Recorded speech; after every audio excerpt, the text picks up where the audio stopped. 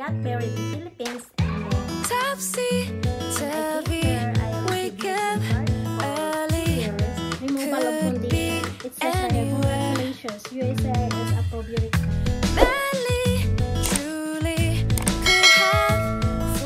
Hello guys, welcome back to my channel, Korea's Vlogs. So today, I will going to share my experience in my removal of condition, which is the ROC journey, guys.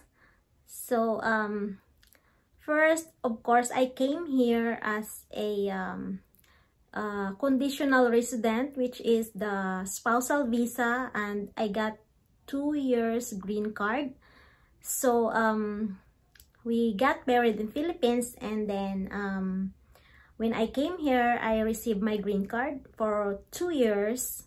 And of course, we need to file the removal of conditions so I could get that 10 years green card. So let me tell you guys, first we collected all the documents and informations, all the requirements for the removal of condition, which we filled out the form I-751, and we signed it. And of course, we gathered all the, what do you call this one? All the documents and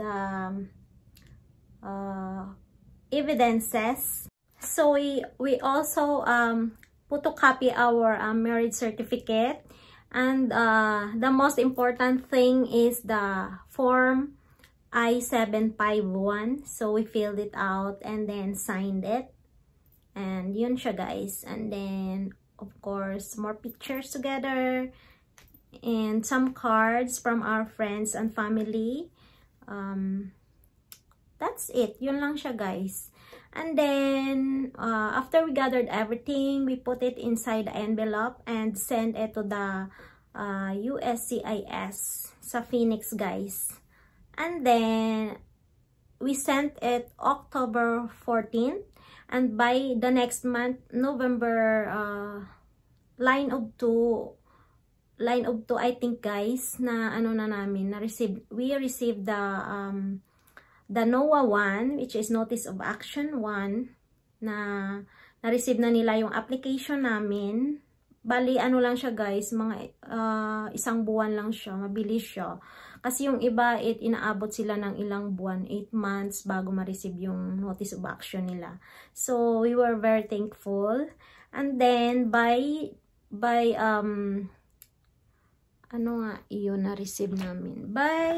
Andito yung Notice of Action pala namin is November 14 siya, guys. Yung date dito, yung notice date niya. And then, yung Notice of Action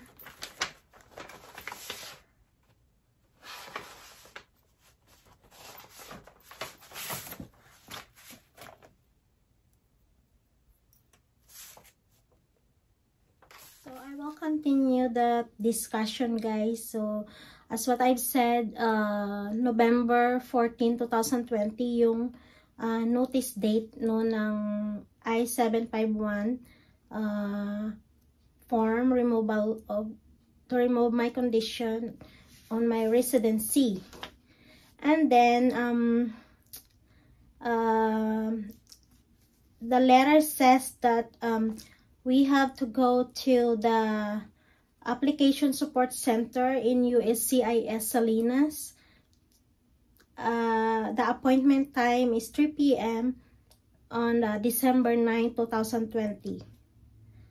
Yeah, so we went there, and then here are some clips na yung nangyari doon sa nung nag-biometrics ako, guys. Ipapakita ko lang sa inyo yung may na-capture akong mga clips doon last November 14, 2020. So, ayan.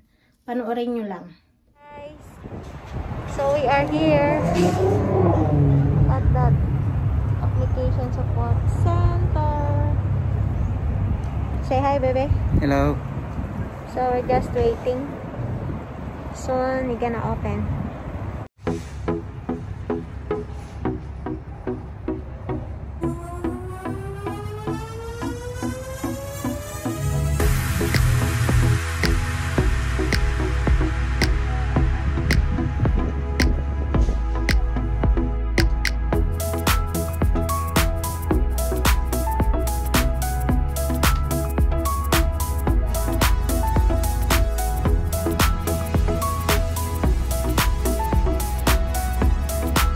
A few minutes later. I'm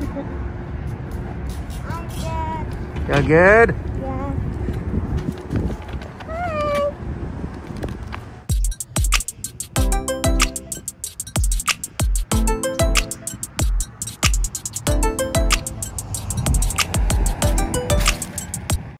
Actually, it took only like probably 20 minutes that appointment doon sa support center sa Salinas. Mabilis lang siya, guys. Kinuna lang ako ng aking fingerprint at picture. Yun lang siya. Tapos na. And then, after that, may na-receive na naman akong notice of action by, I received this notice of action on October 15, 2020. Yan yung receive date niya. And then yung notice date is December 13, 2021. Yan na yung pag nagpapatunay na receive nila yung aming application, and we paid $680 on the I-751 petition to remove conditions on residence. So yun na siya. And then they give me 24 months extension letter. So, ito na lang yung ipapakita mo if ever na lumabas ka ng Amerika. Like, magbakasyon ka, dapat may extension letter ka. Kasi pag wala, hindi ka na makabalik. Ganun. Kasi wala ka pang green card kasi expired na. Tapos, is on process pa yung removal of condition mo. Yung una pala, sininda nila ako ng first notice na 18 months lang noong October 28, 2020. And then, after that, sininda na naman nila ako ng extension na 24 months. So, bali 2 years. If ever na hindi ko pa ma-receive yung green card ko na 10 years. Ayun. So, yun na siya, guys. And next, on June 14, 2022, I received a notice of action that they grant my removal of condition. It says right here, congratulations, USCIS approved your request to remove the conditions on your permanent resident status. So my I-751 form is approved, guys. And then they said that they gonna mail me my card within 60 days. Pero mabilis lang siya, guys. Na-receive ko na yung 10-year green card ko. Yung notice date is June 14, 2022.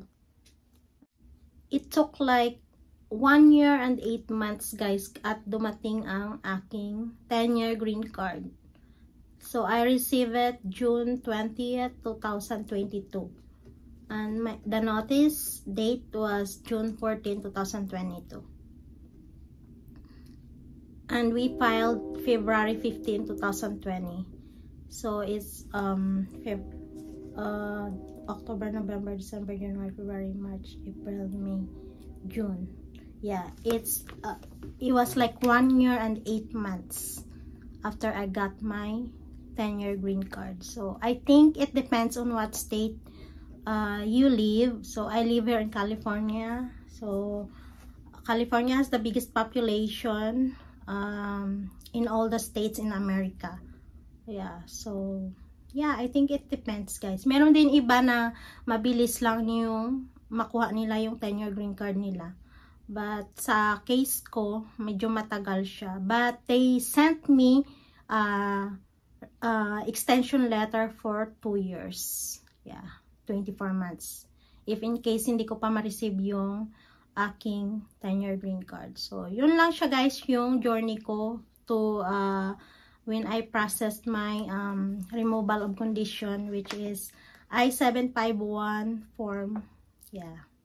And now I am preparing for my US citizenship interview. So it took only like 3 months for me, and I got my interview scheduled already. So it was not that bad. But the timeline, I think it's it depends on yeah, as what I've said, it depends on what state you are right now. So yeah. Hope you guys like this video. Please give me a big thumbs up. And if you have any questions, please leave a comment below. And I will see you in my next one. And I will share to you next time regarding my timeline and application for my N400. See ya. Thank you for watching, guys. Bye.